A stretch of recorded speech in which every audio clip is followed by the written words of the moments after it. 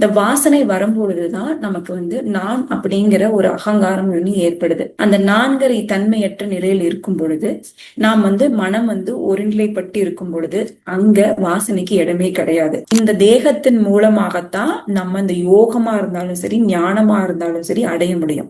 அதுக்கான பிளாட்ஃபார்மா இருக்கக்கூடியது இந்த இந்த உடம்பு தான். அந்த கான்சியஸ்னஸ், நமக்குள்ள இருக்கக்கூடிய அந்த கான்சியஸ் விழிப்புணர்வு நிலையானது நமக்குள்ள அந்த சித்துல ஏற்படக்கூடிய தோற்றத்தை அது கண்ணாடி மாதிரி அது காமிக்குது. இதுதான் உன்னுடைய நிலை அப்படின்னு காமிக்குது. லவணனை பத்தி நம்ம பார்த்தோம். லவணனுடைய தொடர்ச்சியான கதை இந்த இதுலயும் இருக்க போகுது. அது கூடவே சேர்த்துதான் சில விஷயங்களை பத்தி வசிஷ்டர் ராமருக்கு நிறைய விஷயங்கள் இன்பிட்வீன்ல பேசியிருக்காரு. லவனோட கதையோட தொடர்ச்சி இன்னமும் இதுல இருக்கு. இன்னும் அது முடிவு அடையல. இப்போ வாசனை அப்படிங்கறத நம்ம என்னன்னு பார்க்கலாம். அதாவது வாசனை தான் இல்ல இந்த பிரபஞ்சம் இருக்கிறதுக்கான மெயின் காரணமே. உலகம், இந்த பிரபஞ்சம் இயங்குறதுக்கான முக்கியமான காரணியாக இருக்கிறது எது அப்படின்னு பார்த்தா வாசனைகள் தான். இந்த ஆன்மாவை பத்தி நம்ம புரிஞ்சுக்காம நம்மளுடைய அஞ்ஞானத்துல இருக்கிறதுக்கு காரணமும் வாசனைகள் தான்.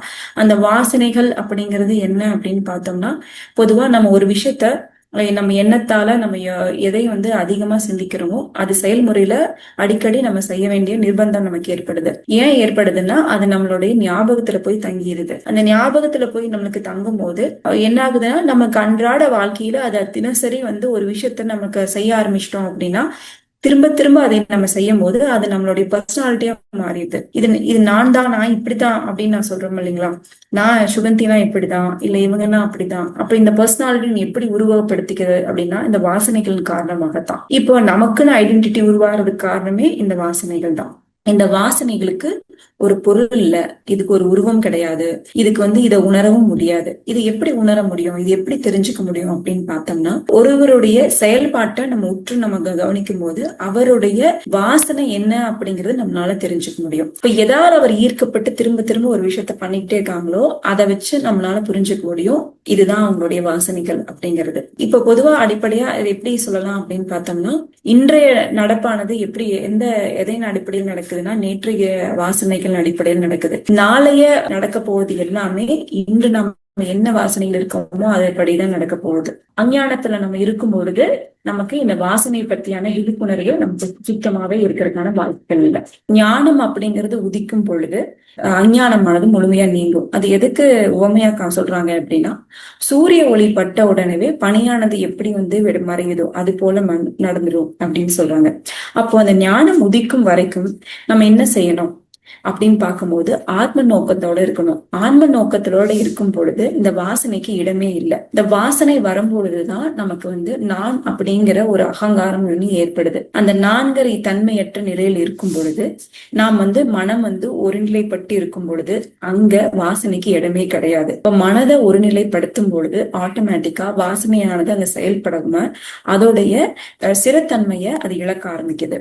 அப்போ நம்ம மனம் ஒருநிலைப்படுவதுதான் இதற்கு ஒரு முற்றுப்புள்ளியாவோ இல்ல அது நம்மளுடைய வாசனை இழக்கறதுக்கு இது ஒரு ஆரம்ப புள்ளியாவோ இருக்கிறதுக்கான வாய்ப்புகள் இருக்கு. இப்போ நம்ம பார்க்கும் பொழுது இது என்ன காரணத்தினால நிகழுது, இந்த வாசனையின் அடிப்படை என்னன்னு பார்க்கும்போது எண்ணங்கள் தான். இந்த எண்ணங்கள் தான் நம்மளுக்கு இந்த வாசனை அப்படிங்கிற விஷயத்த திரும்ப திரும்ப நம்ம உண்டு பண்ணிக்கிட்டே இருக்கு. இந்த எண்ணங்கள் எங்கிருந்து உதிக்குது அப்படின்னு பார்க்கும்போது இந்த உடம்பு அதுக்கு எந்த விதத்திலையும் காரணகர்த்தாவா இல்லை. இது காரணகர்த்தாவா இருக்கக்கூடியது எதுனா மனதுதான்.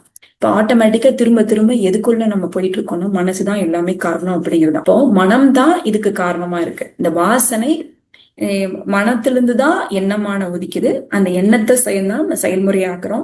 அந்த செயல் மூலமானதான் நம்ம என்ன ஆகுது, வாசனை அப்படிங்கிறது நமக்கு உருவாக்குது.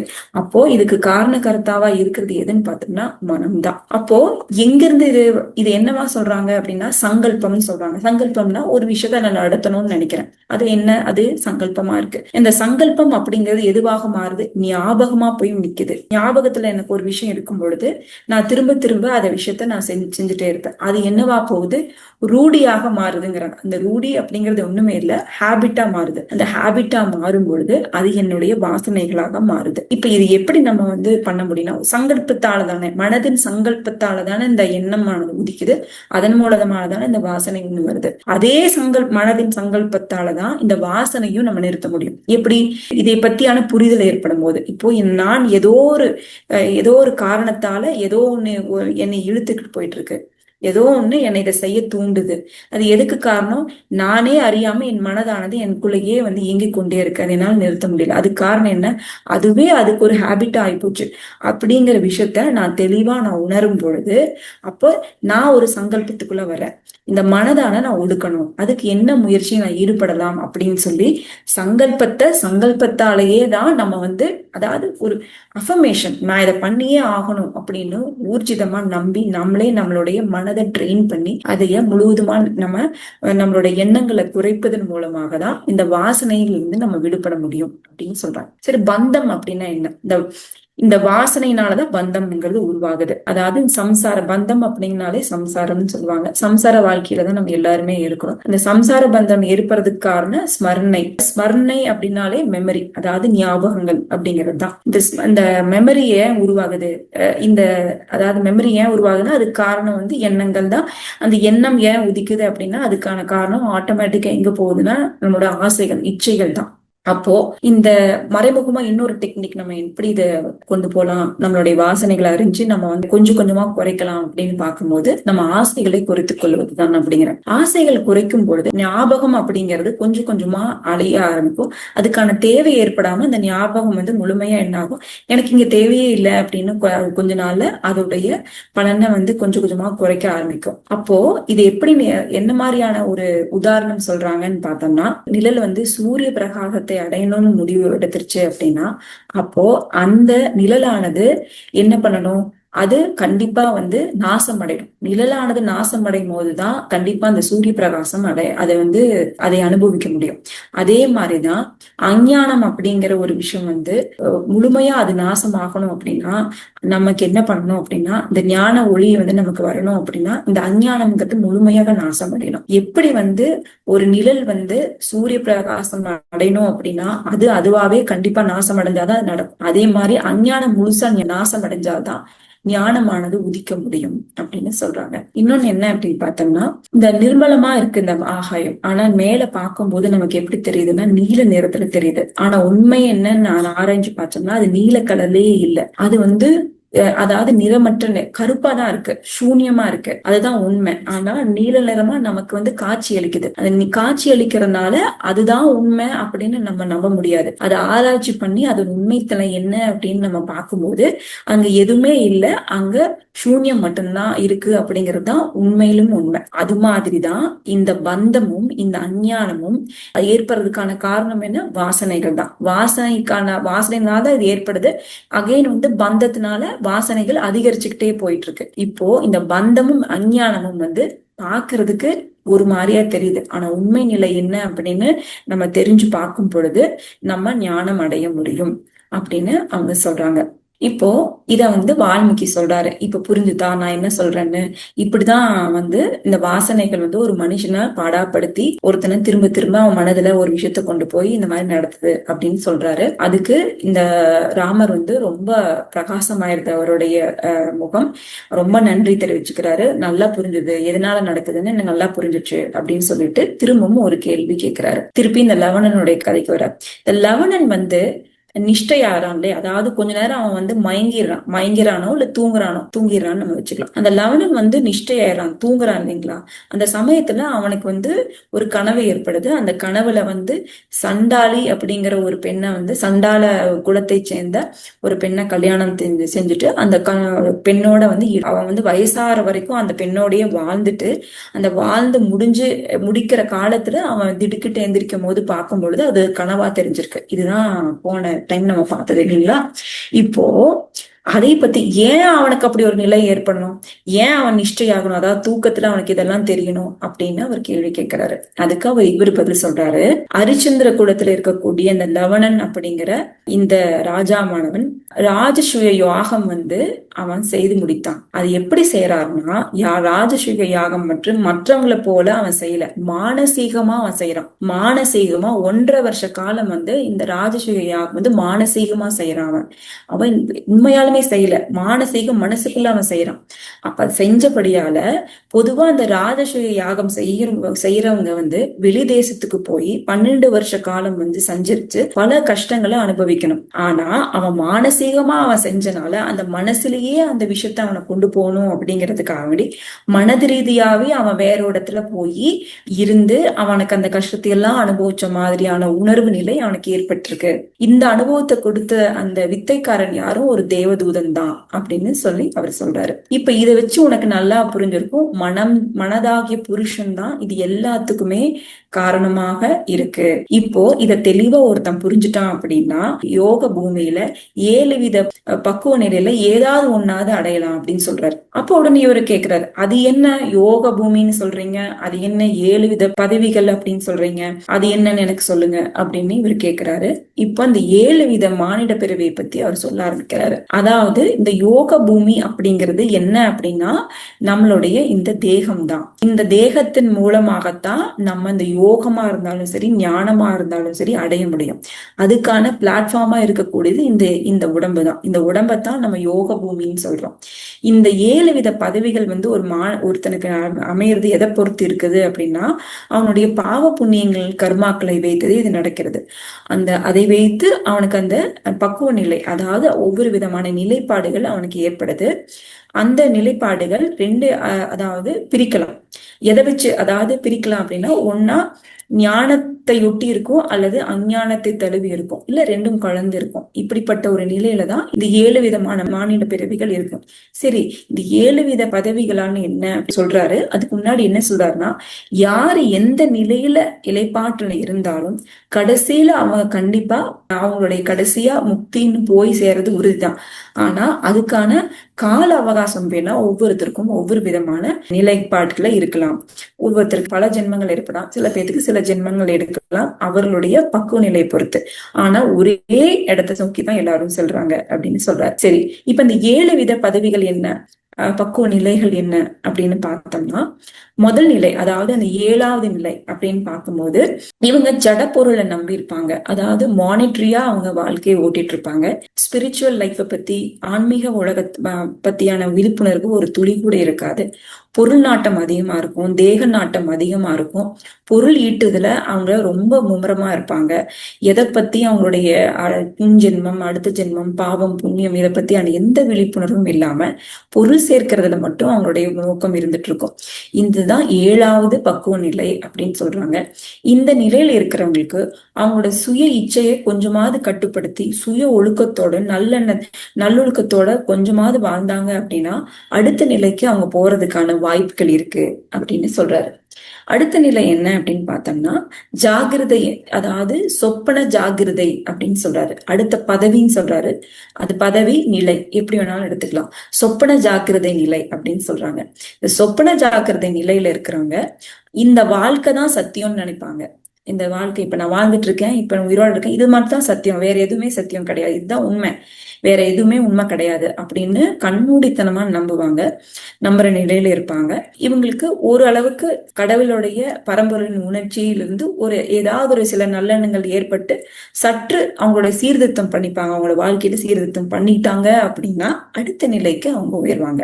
5வது நிலை நான் முதல்ல சொன்னது 7வது நிலை, அதுக்கு அடுத்து சொன்னது 6வது நிலை, இப்ப இருக்கிறது 5வது நிலை. இந்த 5வது நிலை அப்படிங்கிறது சொப்பன நிலை அப்படின்னு சொல்றாரு. சொப்பன நிலை எனப்படும் அப்படின்னு சொல்றாங்க. அவங்களுக்கு என்னன்னா, அதாவது வாழ்க்கை அப்படிங்கிறது அநித்தியம் அப்படின்னு உணர்ந்துருவாங்க. இது நித்தியம் கிடையாது, இந்த சம்சார வாழ்க்கைங்கிறது நித்தியம் கிடையாது அப்படிங்கிற ஒரு நிலைப்பாட்டுக்குள்ள அவங்க வந்திருப்பாங்க. இது நிலை, வேற என்னமோ இருக்கு, இது மட்டுமே என் வாழ்க்கை இல்லை, வேற என்னமோ நம்ம தெரிஞ்சுக்க வேண்டிய அவசியம் இருக்கு அப்படிங்கிற ஒரு நிலைப்பாட்டுக்குள்ள வந்திருப்பாங்க. அவங்க மனதை ஒடுக்க பழக ஆரம்பிச்சிருப்பாங்க. அவங்களுடைய சம்சார பந்தங்களை பத்தியான யோசனைகள் அவங்களுக்கு வந்திருக்கும். இந்த நிலை 5வது நிலைன்னு சொல்றாங்க. அடுத்தது 4வது நிலை ஜாகிரத சொப்பனம்னு சொல்றாங்க. அதாவது 4வது நிலையானது ஜாகிரத சொப்பன நிலை அப்படின்னு சொல்றாங்க. இந்த ஜாகிரத சொப்பன நிலை இருக்காங்க சம்சார பந்தத்திலே இருந்தாலும் அதுல பற்றுதல் இல்லாத நிலையில இருப்பாங்க, மனதை ஒருமுகப்படுத்தி இருப்பாங்க, தியானம் இந்த மாதிரியான ஒரு பழக்க வழக்கம், அதாவது தியானிப்பது, ஆன்மாவை பத்தி சிந்திப்பது, இந்த மாதிரியான நிலைப்பாட்டுல அவங்க இருப்பாங்க. அடுத்தது மூன்றாவது நிலை. அந்த மூன்றாவது நிலை அப்படிங்கிறது அதி ஜாகிரத நிலை அப்படின்னு சொல்றாங்க. அதி ஜாகிரத நிலை. இந்த அதி ஜாகிரத நிலை அப்படிங்கிறதுல அவங்க ஆன்ம தத்துவத்தை பத்தி புரிஞ்சிருப்பாங்க. நான் நீ அப்படிங்கிற துவைத்த பாவம், இது நான் நீங்கிற வேறுபாடு இருக்கு இல்லைங்களா, அது என்ன சொல்றாங்கன்னா துவைத்த பாவம் அப்படிங்கிறது அவங்களுக்கு நீங்கி இருக்காது, முழுவதுமா நீங்கி இருக்காது. ஆனா ஆன்மாவை பத்தியான புரிதல் அவங்களுக்கு ஏற்பட்டிருக்கும். ஆனா பொருள் மேல் இருக்கக்கூடிய ஆசைகள் வந்து அவங்களுக்கு கொஞ்சம் கொஞ்சமா அவங்களுக்கு அழிஞ்சிருக்கும். அந்த மாதிரி ஒரு நிலையில அவங்க இருப்பாங்க. இதுதான் வந்து என்னது மூன்றாவது நிலை.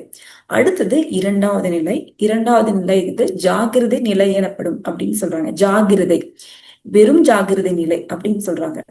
இதுல என்னன்னா நான் அப்படிங்கிற உணர்ச்சி இருக்கும். அந்த நான்கிற உணர்ச்சிங்கிறது ஆன்மாதான் அப்படிங்கிற ஒரு புரிதல்ல இருப்பாங்க. நான் இருக்கேன், அந்த ஆண்ங்கிறது என்னன்னா ஆன்மாதான். இதுதான் வந்து ஜீவன் முக்த நிலை அப்படின்னு சொல்றாங்க. ஜீவன் முக்த நிலையில இருக்கிறது.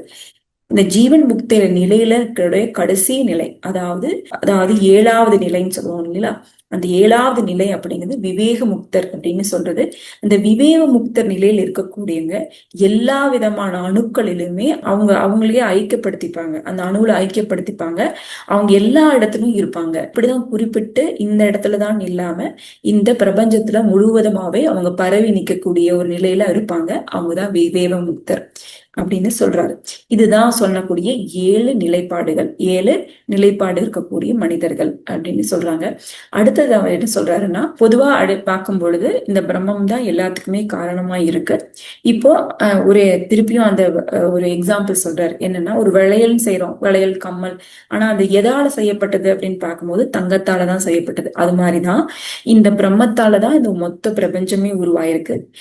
எப்படி பிரிச்சாலும் எதால ஆக்கப்பட்டது அப்படின்னு பார்க்கும்போது இந்த பிரம்மம் தான். அதுல எந்த விதமான சந்தேகம் நம்ம இருக்க போறது இல்ல.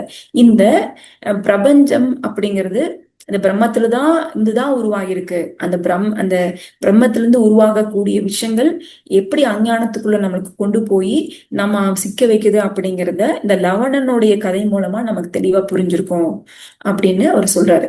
இன்னமும் அதிகமா போய் இப்ப என்னன்னா, இந்த லவணனுடைய அந்த அரச சபையில வசிஷ்டரும் இருக்காரு. அவரும் இது எல்லாம் கேட்டுட்டு இருக்காரு. அவரு அந்த தூக்கத்திலிருந்து எழுந்து அவருடைய கனவுல எல்லா விதமான விஷயங்களையும் சொல்லிட்டு இருக்காரு. அப்போ அங்க சபையோர்கள் எல்லாருமே கேட்டுட்டு இருக்காங்க. அப்போ அந்த சபையில இருந்தவரும் வசிஷ்டரும் கூட தான். அந்த வசிஷ்டர் வந்து அவருக்கு ஆல்ரெடி என்ன சொல்லியிருக்காருன்னா, இப்ப வந்து நீ வேறொரு மனதுதான் இதுக்கு எல்லாமே காரணம், நீ எங்கோ ஒரு பக்கம் நடந்ததுன்னு சொன்ன இல்ல, அப்போ அங்கேயே நீ உண்மையாலுமே வாழ்ந்திருக்கக்கூடிய வாய்ப்பு இருக்கு அப்படிங்கறதுதான் அவருடைய ஸ்டாண்டு. அப்போ இவரு மனதுல அவர் சொன்னதை வந்து அவர் உள்வாங்கிக்கிறாரு. லவணன் வந்து சொல்றாரு, உள்வாங்கிக்கிறாரு. அந்த உள்வாங்கிட்டு அவர் என்ன நினைக்கிறாரு, நான் இப்ப கனவுல நான் கண்டேன்ல, அப்ப உண்மையாலுமே அது ஒரு பக்கமா நடந்திருக்குமா அப்படிங்கிற ஒரு எண்ணம் அவருக்கு உதிக்குது.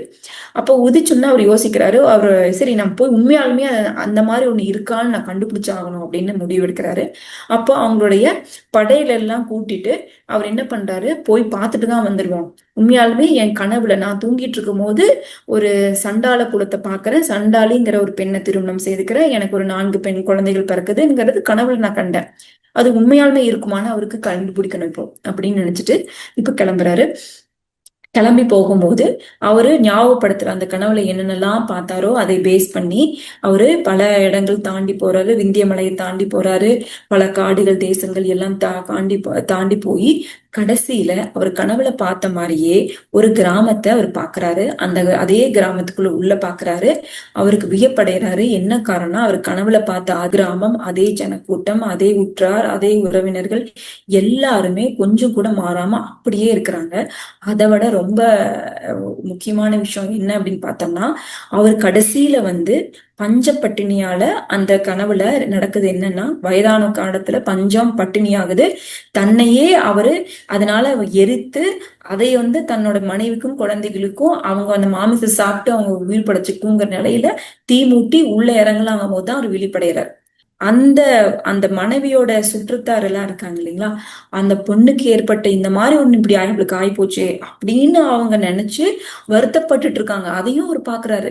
அதையெல்லாம் பார்த்தோம்னா அவருக்கு ஒண்ணுமே புரியல, ஆச்சரியப்படுறாரு. எப்படி நம்ம கனவுல நடந்தோம், இப்ப போய் பாக்குறோம் அது உண்மையாவே நடந்திருக்கு, எப்படி இது நடக்கக்கூடிய வாய்ப்பு இருக்கு அப்படின்னு சொல்லிட்டு அவர் என்ன பண்றாரு, அந்த யோசனையிலேயே அந்த மக்களுக்கு வேணுங்கிற விஷயத்தையெல்லாம் நிறைய என்னென்ன உதவிகள் செய்ய வேண்டுமோ அதெல்லாம் செஞ்சுட்டு திருப்பி அவர் என்ன பண்றாரு, அவருடைய நாட்டுக்கே திரும்பி வந்துடுறாரு.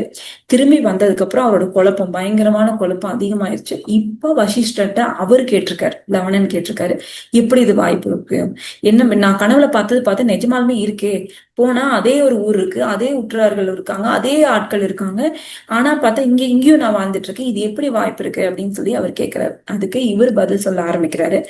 இவர் என்ன பதில் சொல்றாருன்னா, பார்த்துட்டு இருக்கிறதும் நம்ம கனவுல பார்த்துட்டு இருக்கிறது எல்லாமே உண்மை கிடையாது.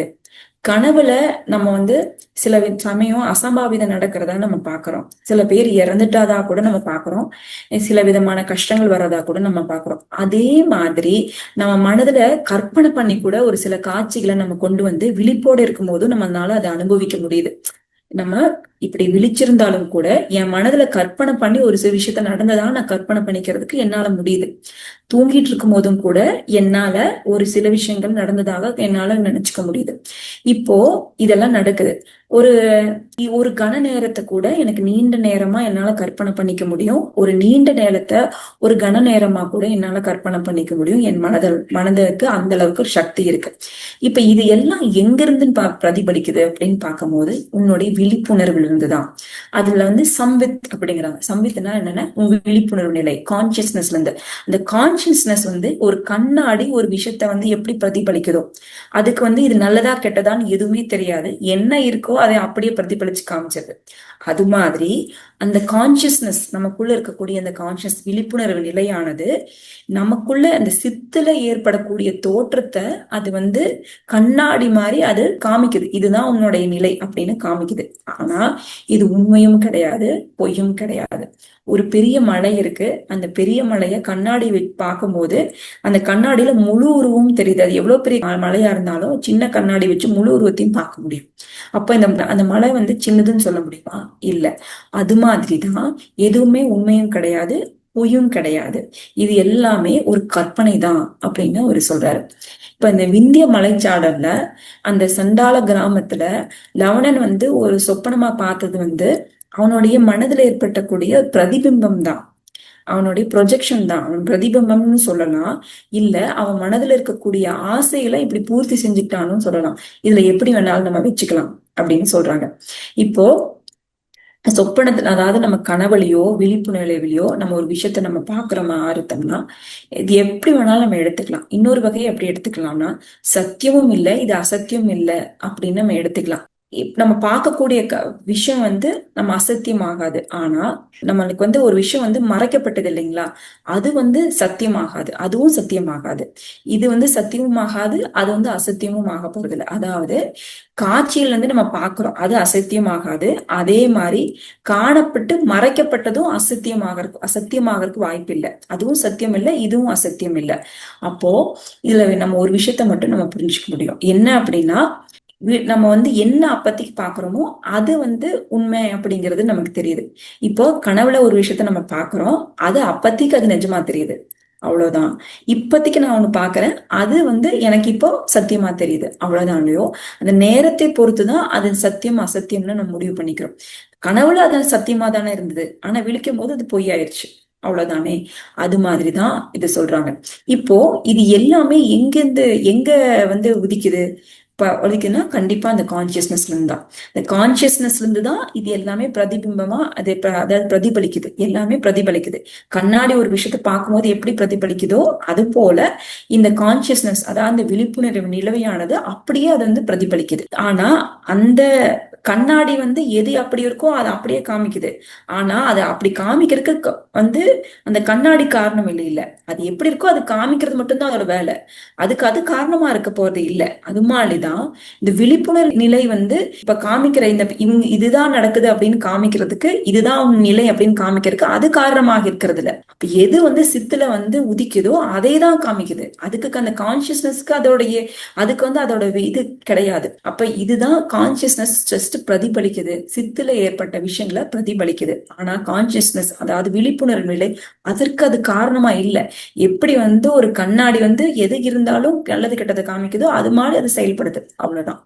இப்போ இது எல்லாமே இந்த சித்துங்கிறது என்ன, இந்த மனசுதான். இந்த மனசு வந்துதான் இதுக்கு எல்லாத்துக்கும் ஒரு கர்த்தாவா இருக்குது. அதாவது சங்கல்பம் ஏற்பட்டு அந்த சங்கல்பத்தினால செயலா கொண்டு வருது. அந்த செயலா கொண்டு வர்றதுக்கு அதுக்கு ஒரு ஜடப்பொருள் தேவைப்படுது. ஜடப்பொருள் அப்படிங்கிறது இந்த நம்மளுடைய தேகம் நமக்கு தேவைப்படுது. அந்த தேகத்தோட சேர்ந்து இந்த மனசானது அது வந்து வேலை செய்யும் பொழுது என்ன ஆகுது அப்படின்னா அதோட சுதந்திரத்தை இழக்க ஆரம்பிக்குது. அது என்ன காரணம்னா அந்த ஜடப்பொருளுடைய தன்மையோட சேர்ந்து அதையும் அதை ஐக்கியப்படுத்துக்குது. இது நான் தான் அப்படின்னு முடிவெடுத்துக்குது. ஆனா உண்மையில பார்க்கும்போது மனசுக்குன்னு ஒரு சுதந்திரம் இருக்கு. அது எங்க அது கட்டுக்குள்ள வந்துருது, இந்த ஜடப்பொருளோடு அது ஐக்கியப்பட்டு அதோட தன்மைக்குள்ள அது வந்து இது நான் தான் அப்படின்னு சொல்லி முடிவெடுக்கும் போது அந்த மனசுக்குண்டான இருக்கக்கூடிய அந்த சுதந்திரமும் இங்க போயிருது. அப்போ இந்த அறிவு அப்படி இந்த டைம்ல என்ன ஆகுதுன்னா அகங்காரம் தான் அறிவு உண்டாகிறதுக்கு காரணமா இருக்கு அப்படின்னு சொல்றாங்க. ஒரு அறிவு எனக்கு இது தெரியும், நம்ம அது தெரியும் நம்ம சொல்லிக்கிறோம், இது அகங்காரத்தின் வெளிப்பாடுதான். இந்த அகங்காரம்னு ஒண்ணு வரும்பொழுதே அறிகிறவன் அறியப்படும் பொருள் எப்படிங்கிற 2 வேற்றுமையும் நம்ம முழுமையா வந்துருது. இந்த வேற்றுமை வரும் பொழுதே அங்க அறிவானது செயல்பட ஆரம்பிக்குது.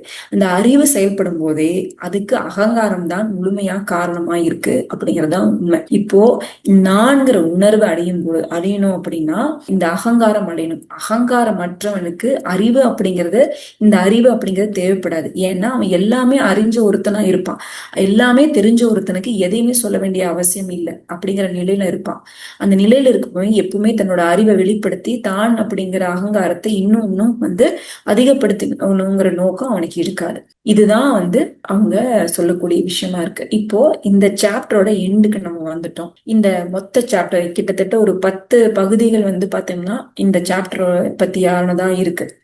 இந்த சுருக்கமா சொல்ல போனா இந்த ஆன்ம உணர்ச்சியை வந்து எப்படி அடையணும் அப்படிங்கிறது பலவிதமான கதைகள் மூலமாக இவங்க சொல்ல முற்பட்டிருக்காங்க. இப்போ அடிப்படையா சொல்ல போனா 3 விஷயங்கள் வந்து இதுல வந்து நம்ம தெரிஞ்சுக்க முடியும். முதல் விஷயம் என்ன அப்படின்னா நம்ம ஃபர்ஸ்ட் வந்து நம்ம ஆன்ம நோக்கத்தை நம்ம புரிஞ்சுக்கணும். நம்மளுடைய ஆன்ம பதையில ஸ்திரமா நம்ம வந்து போகணும் அப்படின்னா முதல் விஷயம் நம்ம என்ன பண்ணணும், நல்லோர்களின் சேர்க்கை தேவை அப்படிங்கிறாங்க. நல்லோர்களின் சேர்க்கை தேவை. நல்ல விஷயங்கள் கேட்கறது போது நமக்கு விவேகம் அதிகமாகும். அப்படி நமக்கு விவேகம் உண்டாகும் போது நல்லொழுக்கம் நமக்கு ஆட்டோமேட்டிக்கா வரும். பகுத்தறியக்கூடிய ஒரு குணம் வரும். பற்றுதலற்ற தன்மை வரும். மன ஒடுக்கம் வரும்.